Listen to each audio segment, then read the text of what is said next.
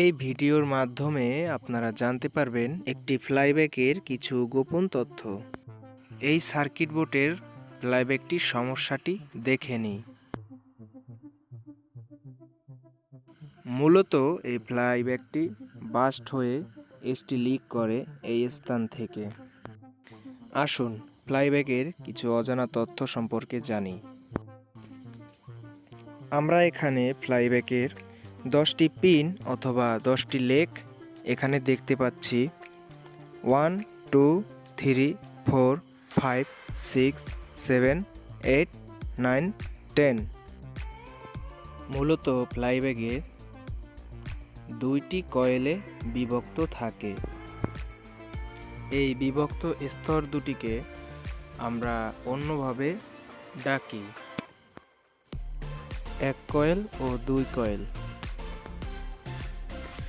1 2 3 4 5 6 এবং 10 এটি মূলত আমাদের এক কয়েল এবং 7 8 এটি বিপরীত স্তরের দুই কয়েল নামে চিহ্নিতকরণ করা হয়।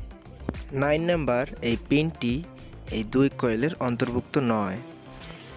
দেখতে পাচ্ছেন সার্কিট বোর্ডে ব্লাস্ট ফ্লাইব্যাকটি লাগানো, এর পরিবর্তে আমরা এই ফ্লাইব্যাকটি চেঞ্জ করব। তার আগে আমরা ফ্লাইব্যাক দুটি পরিমাপ করি। আসুন আমরা পরিমাপ করার সাথে সাথে অ্যাভোমিটারের দিকে ফলো করি। এখানে মিটারের নেগেটিভ প্রান্তটি ফ্লাইব্যাকের 1 নাম্বার পিনে ধরে পজিটিভ পিনটি ফ্লাইব্যাকের 2 নাম্বারে, তারপর 3 নাম্বার, তারপর 4 নাম্বার, তারপর 5 নাম্বার, তারপর 6 number, 7 number, 8 number, 9 number, 10 number. মূলত এখানে 1 2 3 4 5 6 এবং 10 এই 7টি লেগ এই ফ্লাইব্যাকের এক কয়েল এবং এই 1 2 3 এই তিনটি এই ফ্লাইব্যাকের বিপরীত কয়েল। অন্যভাবে আমরা প্রথম ফ্লাইব্যাকটা যেভাবে পরিমাপ করলাম, আমরা দ্বিতীয় ফ্লাইব্যাকটাও ঠিক একইভাবে পরিমাপ করব। ভিডিওটিতে ফলো করেন।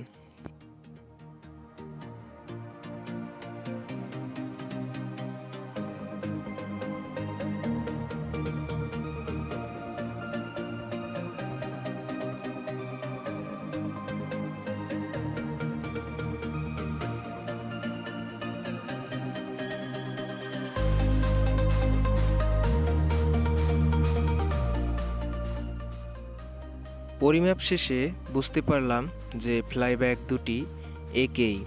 তো এখানে আমরা পরিমাপের বিষয়টি এই কারণেই চিহ্নিত করি, কারণ যখন ফ্লাইব্যাকের গায়ে কোনো নাম্বার না দেওয়া থাকবে তখন আমরা এই পরিমাপের মাধ্যমে বুঝতে পারবো যে একটি ফ্লাইব্যাক আর একটি ফ্লাইব্যাকের সাথে ম্যাচ করে কিনা।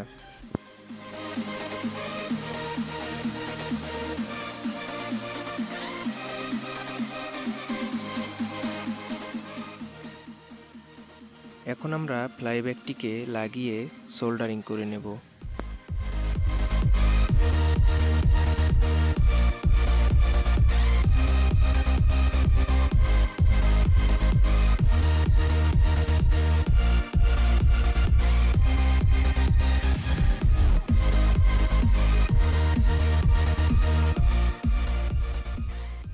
ফ্লাইব্যাকটি সার্কিট বোর্ডে লাগিয়ে নিলাম। এখন টেলিভিশনের সমস্ত পিন কানেকশন দিয়ে আমরা টেলিভিশনটি চালিয়ে দেখব। বন্ধুরা, আমাদের সমস্ত কানেকশন দেওয়ার পর টিভিটি কানেকশন দিলাম এবং দেখতে পাচ্ছি যে টিভিটিতে ছবি এসেছে। ভালো লাগলে ভিডিওটিতে অবশ্যই লাইক এবং কমেন্ট করবেন।